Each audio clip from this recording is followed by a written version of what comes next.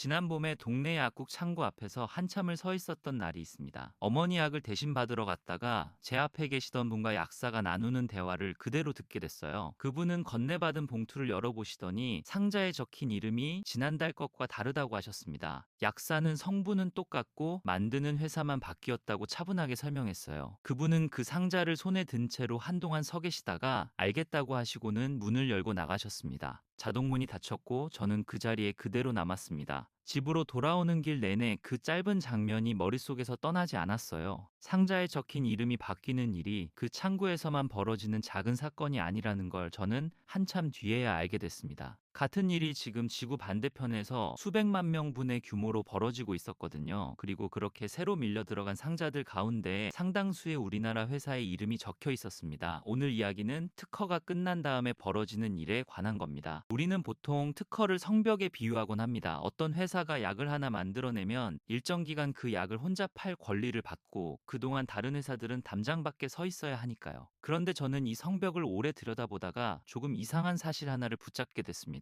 이건 누군가 힘으로 부수는 벽이 아니었어요. 성벽에는 만기일이 적혀 있었습니다. 무슨 말이냐면요. 성이 열리는 날짜를 성 안에 있는 사람도 알고 성 밖에 서 있는 사람도 안다는 뜻입니다. 문이 열리는 시각이 몇 해 전부터 서류에 또박또박 적혀 있어요. 그러니까 이 싸움은 벽을 부수는 힘의 싸움이 아니라 문이 열리는 그날 아침에 누가 짐을 다 싸놓고 문 앞에 도착해 있었느냐의 싸움이 됩니다. 벽을 부수겠다고 뒤늦게 달려든 쪽은 대체로 늦었고 만기일을 달력에 적어두고 몇 해 전부터 조용히 준비한 쪽이 결국 그 자리를 가져갔습니다. 용어 하나만 먼저 정리하고 갈게요. 오늘 계속 나올 말은 바이오시밀러입니다. 알약처럼 화학식을 그대로 베껴 찍어내는 복제약이 아니라 살아있는 세포를 길러서 만드는 바이오 의약품을 특허가 끝난 뒤에 다시 만들어낸 약을 가리켜요. 세포가 만들어내는 물건이라 분자를 똑같이 복사하는 게 애초에 불가능합니다. 그래서 완전히 같다는 말 대신 사실상 다르지 않다는 걸 방대한 자료로 증명해야 하고 이름에도 복제가 아니라 비슷하다는 뜻이 붙게 됐습니다. 이제 오늘의 주인공을 소개해야겠습니다. 휴미라라는 이름의 주사제가 있습니다. 성분명은 아달리무맙이에요. 몸의 면역이 자기 몸을 공격하는 종류의 병에 쓰는 약인데 한때 세계에서 가장 많이 팔리는 의약품 자리를 10년 넘게 지켰습니다. 이 약 하나가 한 해에 벌어들인 돈이 웬만한 나라의 예산과 나란히 비교되던 시절이 있었어요. 이 약을 만든 회사는 특허를 겹겹이 쌓아 올려서 담장을 아주 두껍게 세워뒀습니다. 그런데 그 두꺼운 담장에도 끝나는 날짜가 적혀 있었습니다. 미국에서 그날이 도착한 게 2023년 1월이었어요. 문이 열린 그날 아침 담장 밖에는 이미 여러 나라의 회사들이 상자를 쌓아놓고 줄을 서 있었습니다. 우리나라 회사들도 그 줄 안에 함께 있었어요. 몇 해 전부터 임상 자료를 쌓고 공장 허가를 받아두고 소송까지 미리 정리해둔 채로 말입니다. 이 이야기가 왜 남의 나라 일이 아닌지도 짚고 갈게요. 우리나라가 미국에 파는 의약품 가운데 압도적인 부분이 이 바이오 계열이고 그 안에서 실제로 돈을 벌어오는 물건이 바로 만기가 지난 뒤에 들어가는 약들입니다. 그런데 그 자리가 어떻게 넘어왔는지를 제대로 아는 사람은 의외로 많지 않습니다. 그런데 여기서 아무도 예상하지 못한 일이 벌어졌습니다. 문이 열렸는데 사람들이 새 상자를 집어들지 않았어요. 첫 해가 다 가도록 밖에서 기다리던 회사들이 가져간 몫은 100명 중 겨우 2명 수준이었습니다. 벽은 분명히 사라졌는데 처방전은 예전 그대로였어요. 저는 이 대목을 처음 읽었을 때 자료를 잘못 본 줄 알았습니다. 문이 열렸는데 왜 아무도 나가지 않았을까요? 바로 이 어긋남이 오늘 이야기의 씨앗입니다. 그래서 오늘은 크게 네 갈래로 풀어보겠습니다. 만기일이 적힌 성벽이 실제로 어떻게 열렸는지, 문이 열렸는데도 왜 한동안 아무도 나가지 않았는지, 그 잠긴 자물쇠를 누가 어떻게 땄는지, 그리고 그 자리를 차지하고 난 다음에 우리에게 무엇이 남았는지까지 갑니다. 마지막이 오늘 제일 불편한 대목이 될 겁니다. 미리 분명히 해둘 게 있어요. 저는 이 이야기를 어느 회사의 자랑으로 만들 생각이 없습니다. 그리고 이건 어떤 약이 좋다거나 나쁘다는 이야기가 전혀 아니에요. 무엇을 드시라거나 바꾸시라는 말은 이 영상에 한 줄도 나오지 않습니다. 오늘 다루는 건 오로지 값이 정해지는 방식과 자리가 넘어가는 방식이에요. 먼 나라 이야기라고 넘기지도 마세요. 그 약국 창구에서 상자 이름이 바뀌던 순간이 실은 어디에서 결정된 일인지 알고 나면 영수증에 찍히는 숫자가 왜 그렇게 움직이는지도 같이 보이거든요. 그 만기일을 몇 해 전부터 달력에 적어둔 쪽은 대체 누구였을까요? 그 줄 맨 앞에 서 있던 사람들부터 보겠습니다. 시계를 2023년 초로 돌려보겠습니다. 그해 겨울 미국에서 아달리무맙 성분의 바이오시밀러가 처음 판매를 시작했어요. 뒤이어 다른 회사 제품들이 줄줄이 관문을 통과했고 한 해 만에 같은 성분의 약이 10개 가까이 매대에 늘어섰습니다. 값도 파격이었습니다. 어떤 제품은 원래 약의 표시 가격보다 80% 넘게 싸게 붙였어요. 상식적으로 보면 처방이 그쪽으로 쏟아져야 맞습니다. 그런데 그런 일은 벌어지지 않았습니다. 이듬해 봄까지도 원래 약이 미국 아달리무맙 처방의 97%를 그대로 쥐고 있었어요. 문이 열린 지 1년이 넘었는데 밖에서 기다리던 회사들이 나눠 가진 몫은 100명 중 3명이 채 안 됐습니다. 저는 이 숫자를 처음 보고 한참을 그대로 앉아 있었어요. 성벽이 사라졌는데 사람들이 성 밖으로 나오지 않는 광경이었으니까요. 변화는 담장이 아니라 종이 한 장에서 시작됐습니다. 2024년 봄에 미국에서 가장 큰 처방 목록 관리 회사 한 곳이 자기네 주요 상업용 목록에서 원래 약을 빼버렸어요. 목록에서 빠진다는 건 그 약이 사라진다는 뜻이 아닙니다. 보험이 아무 조건 없이 대주는 기본값 자리에서 내려온다는 뜻이에요. 그 결정이 발표되고 나서 어떤 시밀러 제품의 처방 점유율이 14%로 뛰었고 두 달 뒤에는 16%까지 올라갔습니다. 그때부터 곡선이 완전히 다른 모양이 됐어요. 2024년 늦가을 집계에서 23%였던 시밀러 몫은 올해 초 집계에서 60% 수준까지 올라갔습니다. 다만 이 수치는 집계 기준에 따라 흔들린다는 점을 같이 말씀드려야겠어요. 보험 쪽 회사가 자기 이름을 붙여 파는 물량을 어디에 넣느냐에 따라 숫자가 달라지거든요. 그래도 방향만큼은 분명합니다. 세계에서 가장 많이 팔리던 약의 미국 처방 가운데 절반 넘는 자리가 몇 해 만에 다른 상자로 넘어갔습니다. 그런데 진짜 놀라운 장면은 그 다음 약에서 나왔어요. 스텔라라라는 이름의 주사제가 있습니다. 성분명은 우스테키누맙이에요. 이 약의 성벽에도 만기일이 적혀 있었고 그 날짜가 도착하자 미국 시장에 시밀러 8개 제품이 사실상 한꺼번에 들어섰습니다. 표시 가격 기준 할인폭은 46%에서 90%까지 벌어졌어요. 앞선 약이 1년 넘게 걸려 겨우 넘긴 고개를 이번에 몇 분기 만에 성큼 넘어버렸습니다. 숫자로 보면 이렇습니다. 올해 초 집계에서 우스테키누맙 시밀러의 미국 점유율은 42%였어요. 직전 분기보다 15%가 한꺼번에 올라간 수치입니다. 원래 약을 팔던 회사의 세계 매출은 재작년 한 해 동안에만 41%가 깎여 나갔습니다. 시장에서는 이 약의 매출이 정점 대비 4분의 1 수준까지 내려갈 거라는 전망도 나오고 있어요. 같은 흐름은 다른 성분에서도 반복됐습니다. 미국 식품의약국이 지금까지 허가한 바이오시밀러는 올여름 기준으로 96개에 이릅니다. 성분으로 세면 21종류고 그 가운데 실제로 미국 매대에 오른 제품이 71개예요. 처음 제도가 만들어졌을 때만 해도 이 숫자가 이렇게 불어날 거라고 본 사람은 많지 않았습니다. 만기일이 적힌 성벽이 해마다 몇 개씩 차례로 열리고 있었던 겁니다. 그리고 그 문이 열릴 때마다 담장 밖 풍경은 조금씩 더 붐볐어요. 처음에는 두세 회사가 서 있던 자리에 이제는 10곳 가까운 이름표가 나란히 걸리게 됐습니다. 성벽에는 만기일이 적혀 있었습니다. 이제 우리 회사들 이야기를 해야겠습니다. 미국 우스테키누맙 시장에는 여러 나라 회사가 한꺼번에 들어갔는데 그 안에서 우리나라 회사 제품 하나가 출시 1년 만에 10% 선을 넘었어요. 올해 5월 집계에서는 13%까지 올라가면서 8개 경쟁 제품 가운데 처방량 2위 자리에 이름을 올렸습니다. 같은 회사의 아달리무맙 제품도 8% 안팎을 지키고 있어요. 이 회사가 미국에서 직접 판매를 시작한 뒤로 그림이 또 달라졌습니다. 예전에는 현지 회사에 물건을 넘기고 수수료를 받는 구조였는데 이제는 자기 이름으로 목록에 들어가고 자기 영업 인력이 병원을 돕니다. 크론병 계열에 쓰는 피하 주사 제품 하나는 올해 1분기 처방량이 전년 같은 기간보다 185% 늘면서 출시 이후 가장 높은 분기 기록을 세웠어요. 미국 보험 시장의 90% 넘는 범위에서 급여 목록에 이름이 올라가 있는 상태입니다. 숫자는 실적표에도 그대로 찍혔습니다. 이 회사의 재작년 한 해 매출은 4조 원을 넘어섰고 영업이익은 1조 원을 넘겼어요. 영업이익 증가율이 100%를 넘겼다는 발표가 나왔을 때 저는 그게 신약 하나가 대박이 나서 생긴 숫자가 아니라는 점이 오히려 인상 깊었습니다. 남이 만들어 놓은 약의 만기일을 달력에 적어두고 몇 해 동안 준비해서 만든 숫자였으니까요. 또 다른 우리나라 회사도 같은 문 앞에 서 있었습니다. 회사는 올해 1분기에 매출 4,500억 원대, 영업이익 1,400억 원대를 기록했다고 발표했어요. 상반기 누적으로는 매출이 8,400억 원을 넘겼습니다. 지난 5월에는 유럽에서 안과 질환에 쓰는 아일리아 계열 시밀러를 내놓으면서 현지에서 직접 파는 제품을 5개로 늘렸어요. 성벽에는 만기일이 적혀 있었습니다. 그 달력을 누가 더 촘촘히 적어뒀느냐가 산업의 실력이 됐습니다. 이제 이 그림을 완전히 다른 자리에서 다시 보겠습니다. 지금까지는 성 밖에 서 있던 회사들의 시점이었어요. 그런데 문이 열렸는데도 한동안 아무도 나오지 않았던 이유는 성 밖이 아니라 성문 안쪽에 있었습니다. 정확히 말하면 열린 문 앞에 문지기가 따로 서 있었어요. 그리고 그 문지기는 의사도 아니고 환자도 아니었습니다. 미국에서 약이 환자에게 닿는 길은 우리가 생각하는 것보다 훨씬 복잡합니다. 보험이 어떤 약을 대줄지 정해놓은 목록이 따로 있고 그 목록을 만들고 관리하는 회사가 또 따로 있어요.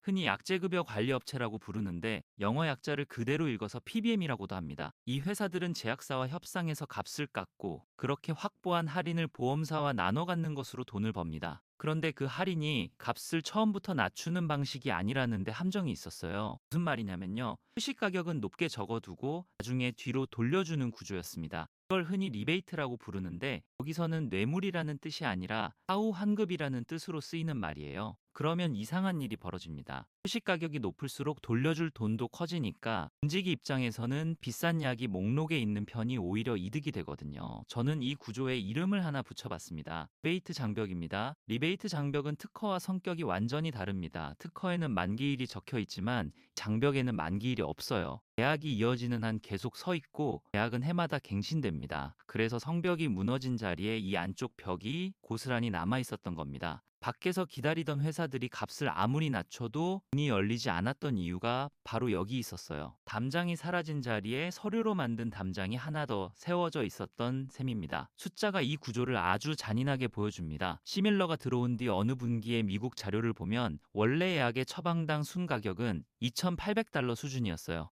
그런데 같은 시기 시밀러들의 순 가격은 3,400달러에서 4,800달러 사이였습니다. 표시 가격은 시밀러가 훨씬 쌌는데 실제로 손이 오간 뒤의 값은 원래 약이 더 쌌던 거예요. 저는 이 표를 보고 한동안 화면을 그대로 켜놓고 있었습니다. 그러면 시밀러 회사들은 왜 값을 더 깎지 못했을까요? 깎을 수는 있었습니다. 다만 깎아도 소용이 없었어요. 보도된 내용을 종합하면 어떤 시기에는 돌려주는 돈의 규모가 표시 가격의 40%에서 60% 수준까지 올라간 것으로 알려져 있습니다. 게다가 원래의 약을 만든 회사는 그 약 하나만 팔고 있지 않았어요. 자기네 다른 신약들까지 묶어서 협상 탁자에 올려놓을 수 있었습니다. 이 묶음 협상이 무서운 이유는 계산이 한 번 더 꼬이기 때문입니다. 보험 쪽에서 시밀러를 우대하기로 하면 그 성분에서만 손해가 나는 게 아니라 같은 회사의 다른 인기약에서 받던 할인까지 함께 흔들리게 되거든요. 실제로 그런 취지의 경고가 건강보험 플랜들에 전달됐다는 보도가 나왔습니다. 그렇게 되면 목록을 짜는 사람 입장에서는 계산기를 다시 두드릴 수밖에 없어요. 값싼 약을 고르는 게 전체로 보면 손해가 되는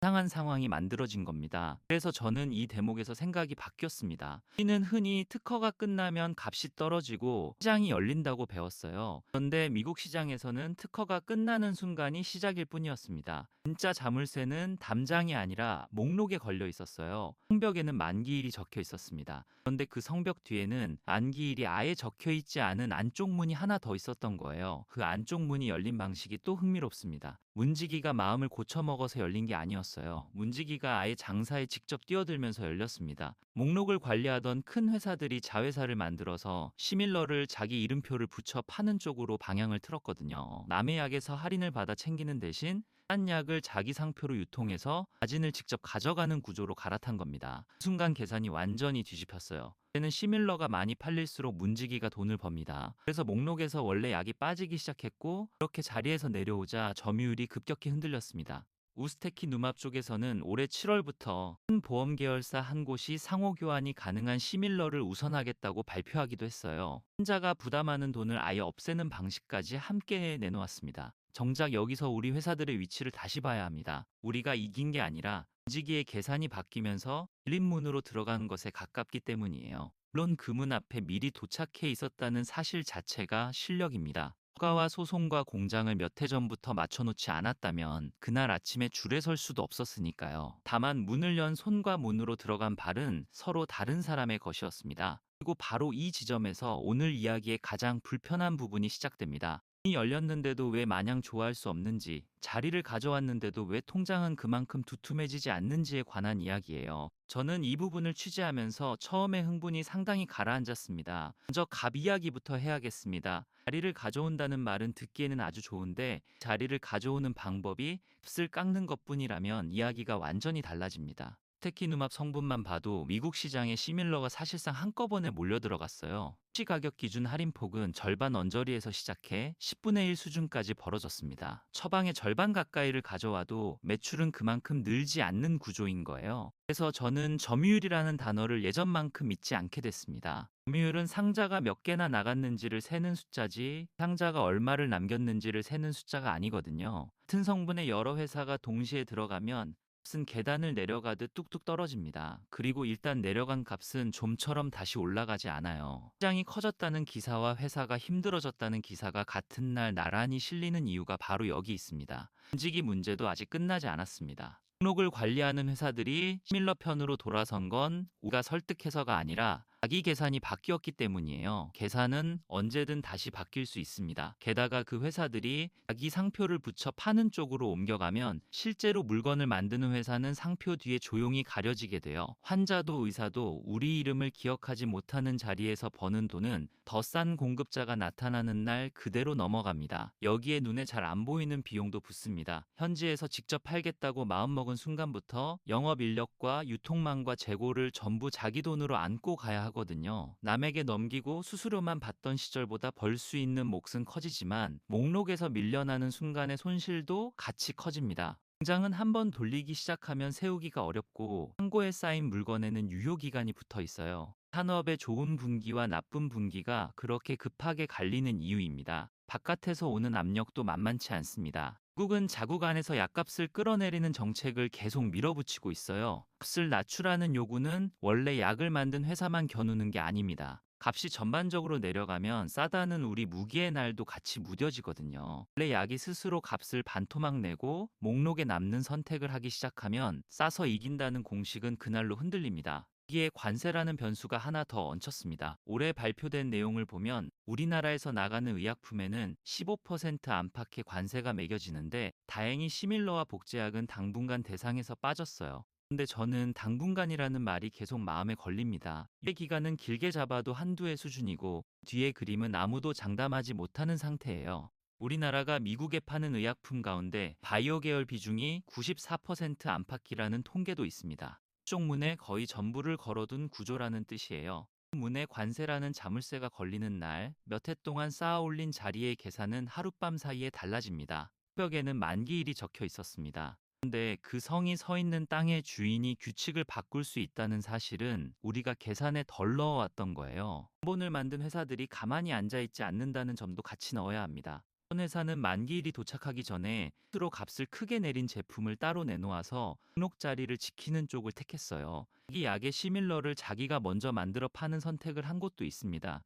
께서 몇 해를 준비해 문 앞에 도착했는데 공장 문이 열리자 안에 있던 사람이 똑같은 옷을 입고 옆에 서 있는 셈이에요. 전력을 읽는 능력은 이제 우리만 가진 무기가 아닙니다. 이런 문제도 있습니다. 시밀러 하나를 만드는 데는 생각보다 큰 돈과 긴 시간이 들어갑니다. 포를 길러서 원본과 사실상 다르지 않다는 걸 증명하는 일이라 약을 복제하는 것과는 차원이 다른 자료가 필요하거든요. 그런데 미국 규제 당국은 최근 그 문턱을 크게 낮추는 쪽으로 방향을 잡았습니다. 해상 절차를 간소화하면 품목당 개발비가 최대 1억 달러 가까이 줄어들 수 있다는 분석도 나왔어요. 언뜻 들으면 우리에게 좋은 소식입니다. 그런데 문턱이 낮아진다는 건 우리만 편해진다는 뜻이 아니에요. 뒤따라오는 회사들도 똑같이 편해집니다. 진입이 쉬워지면 같은 성분에 들어오는 회사 수가 늘고 값은 더 빨리 무너져요. 아예 약에서 들인 돈을 다 회수하기도 전에 다음 만기일이 도착하고 그 문 앞에는 더 긴 줄이 서 있게 되는 겁니다. 제도 쪽에도 양날의 칼이 하나 더 있습니다. 미국에서는 상호 교환이 가능하다고 인정받은 제품이면 약국에서 처방을 낸 의사에게 다시 묻지 않고 바꿔줄 수 있어요. 이 자격을 받으면 매대에 올라가기가 훨씬 수월해지니까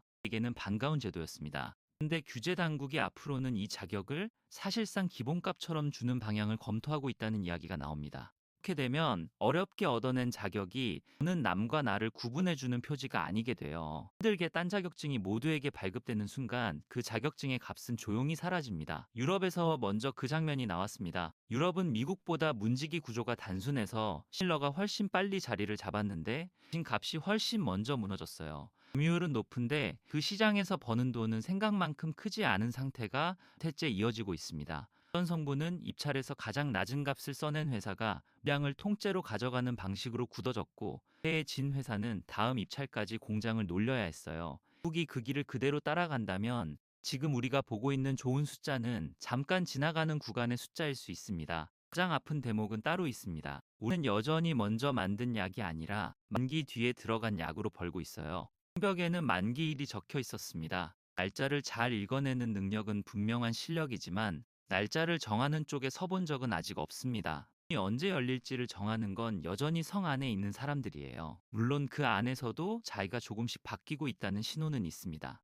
회사들이 현지 판매 조직을 직접 굴리기 시작한 것, 원본에는 없던 투여 방식을 새로 만들어 자기 이름으로 허가를 받아낸 것, 안과 계열로 넘어가면서 큰 병원 밖의 개원가까지 영업 범위를 넓힌 것이 그런 신호예요. 남의 성벽 앞에 줄만 서던 회사에서 이 문을 조금씩 만들어 보는 회사로 옮겨가는 중이라고 저는 읽었습니다. 또 정직하게 말씀드릴 게 있어요. 실적표에 찍히는 좋은 숫자의 상당 부분은 남의 특허가 끝났다는 사건에서 나온 것입니다. 우리가 잘해서 만든 부분과 달력이 넘어가서 생긴 부분을 구분해 두지 않으면 다음 달력이 비어있는 해에 크게 당황하게 되거든요. 전 이 산업을 응원하는 쪽이지만 응원과 착시는 서로 다른 일이라고 생각합니다. 이제 처음에 그 약국 창구로 돌아가 보겠습니다. 제 앞에 계시던 그분이 손에 들고 한참을 들여다보시던 그 상자 말이에요. 그 상자에 적힌 이름이 바뀐 건 어느 착한 회사가 값을 깎아줘서가 아니었습니다. 회전에 정해진 만기일이 도착했고 목록을 짜는 사람의 계산이 바뀌었고 문 앞에 미리 도착해 있던 회사가 있었기 때문이었어요. 세 가지가 동시에 맞아떨어진 결과가 창구 위에 놓인 상자 하나였습니다. 그날 그분은 이름이 바뀐 이유를 끝내 듣지 못하고 나가셨어요. 사실 그건 약사도 다 설명할 수 있는 일이 아니었습니다. 그 결정은 그 약국에서 내려진 게 아니라 몇 해 전에 서류에 적힌 날짜와 바다 건너 회의실의 계산에서 내려진 것이었으니까요. 창구 앞에 서 있는 사람만 그 사실을 모릅니다. 저는 그게 이 이야기에서 가장 오래 남는 장면이었어요. 저는 이 이야기를 취재하면서 특허라는 단어를 완전히 다시 보게 됐습니다. 이전에는 특허를 누군가를 막아 세우는 벽이라고만 생각했어요. 그런데 이제는 벽이 아니라 시계처럼 보입니다. 언제 멈추는지가 처음부터 적혀 있고 그 시각을 미리 읽고 준비하는 일 자체가 하나의 산업이 되어 있는 시계요. 그 눈 하나를 얻으셨다면 20몇 분은 충분히 값진 시간이었다고 생각합니다. 그리고 이 이야기를 따라오면서 저는 하나를 더 배웠습니다. 이 바닥에서 진짜 자산은 공장도 아니고 특허도 아니고 남의 달력을 정확히 읽어내는 조직의 습관이라는 거예요. 성의 문이 언제 열리는지, 그 앞에 몇 곳이 줄을 서 있을지, 목록을 짜는 사람이 그해 무슨 계산을 하고 있을지를 몇 해 전부터 표로 만들어 두는 일 말입니다. 표를 가장 촘촘히 적어둔 회사가 결국 그날 아침에 자리를 가져갔어요. 한 장으로 정리하면 이렇습니다. 표벽에는 만기일이 적혀 있었고 날짜를 먼저 읽고 앞에 도착한 쪽이 자리를 가져갔지만 자리를 가져가는 값이 이 몫을 절반으로 깎는 일이었다는 것.